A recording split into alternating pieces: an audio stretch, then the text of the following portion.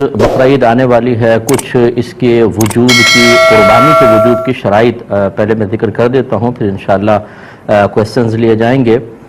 देखें, कुर्बानी के जब 3 दिन आते हैं तो वैसे तो फुक़हा ने फरमाया कि इन 3 दिनों में हर आक़िल बालिग़ मर्द औरत अपने अंदर कुर्बानी की शराइत को तलाश करे, लेकिन बेहतर यह है कि फ़र्ज़ कर लें अगर आप पे कुर्बानी वाजिब होती तो आप कब जानवर ख़रीदते। जैसे मसलन आपको अंदाज़ा हो कि 1 हफ़्ते पहले ले आते या 3 दिन पहले ले आते, तो बस उस वक्त आप अपने अंदर ये शराइत तलाश कीजिएगा। घर के जिस फ़र्द में ये शर्तें जमा होंगी उस पर ईद उल अज़हा की कुर्बानी करना वाजिब होगा। हमारे यहाँ अमूमी तौर पे ये देखा ही नहीं जाता, बस अब्बा जान कुर्बानी कर रहे हैं वही करते चले जाते हैं। बाद वक़्त घर वालों के अंदर एक राउंड लगता है कि इस साल वालिद साहब की कुर्बानी अगले साल वालिद साहब नहीं करेंगे, अम्मी की तरफ से होगी फिर वो नहीं करेंगे तो दादी जान की तरफ से होगी।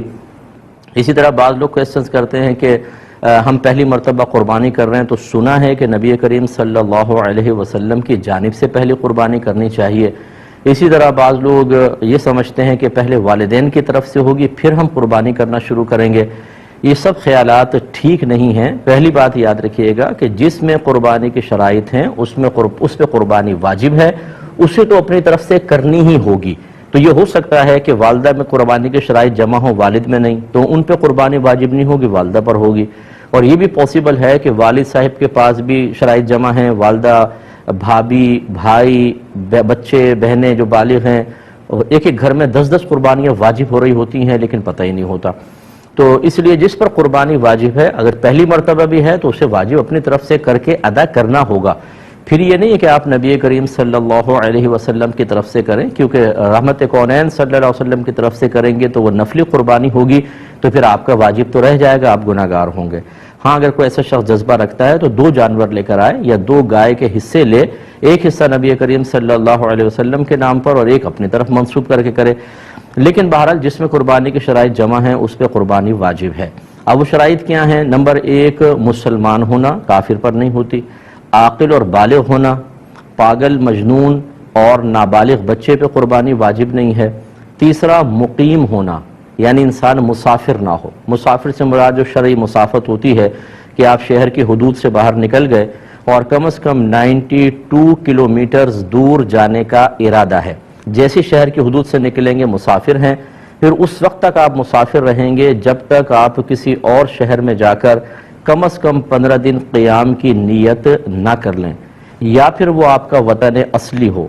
वतन असली कहते हैं जैसे मिसाल के तौर पे जहाँ पर आप पैदा हुए और आपका आबाई घर अब भी वहाँ मौजूद है, माँ बाप हैं या आबाई घर मौजूद है, कम से कम वो आपका वतन असली है। जैसे आप कराची में काम के लिए आए और फिर 2 दिन के लिए अपने वतन असली में चले गए कुर्बानी के अय्याम में, तो वो तो फिर आपका वतन असली है, जैसे आप पहुँचेंगे मुकीम हो जाएंगे। और इसी तरीके से अगर आपने किसी और जगह रहाइश इख्तियार कर ली और वहाँ से निकलने का इरादा नहीं है कि अब मैं मुस्तकिल यहाँ रहूँगा, वो वतन असली होता है। और तीसरा, कहीं पर आपने शादी की हो और आपकी ज़ौजा वहाँ पर होती हों, मौजूद हैं, तो फिर आप जैसे दूसरे सिटी में चले गए, जैसे ही अपने उस शहर में आएंगे जहाँ आपने शादी की है और ज़ौजा भी उधर होनी चाहिए उस शहर में, तो आप मुकीम खुद ब खुद हो जाएंगे, चाहे 2 दिन के लिए गए हों। लेकिन इसके अलावा अगर कोई है, इन तीनों चीज़ों के अलावा, तो कम से कम 15 दिन की नियत करेंगे तो मुकीम होंगे, वरना मुसाफिर रहेंगे। तो मुसाफिर पे कुर्बानी वाजिब नहीं होती है, मुकीम पर वाजिब होती है।